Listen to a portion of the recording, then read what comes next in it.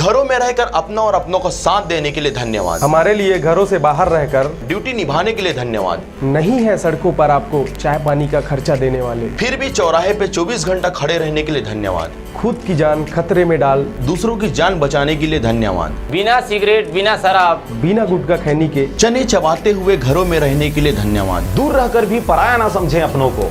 हम भी तड़प रहे हैं आपसे मिलने को। शासन की सारी निगाहें आपको लाने पर हैं। बहुत जिम्मेदारी है राज्य के जिम्मेदारों पर।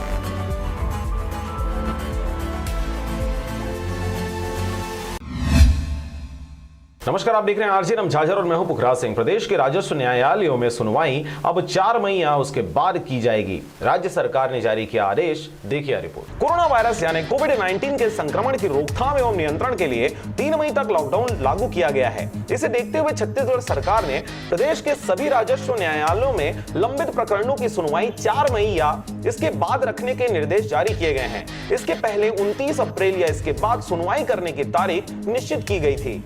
अब राजस्व विभाग द्वारा सभी राजस्व अधिकारियों को राजस्व प्रकरणों के अंतर्गत आगामी पेशी की तारीख 4 मई 2020 या उसके आगे की तारीख को रखने के निर्देश जारी किए गए हैं। इस संबंध में राजस्व विभाग की सचिव सुश्री रीता सांडिल्य ने राज्य के सभी संभागायुक्तों, कलेक्टरों, अनुभागीय अधिकारियों और समस्त पीठासीन राजस्व अधिकारियों को आवश्यक कार्रवाई सुनिश्चित करने के निर्देश जारी किए हैं। राजनांदगांव से ब्यूरो रिपोर्ट, आरजे रमझाझर।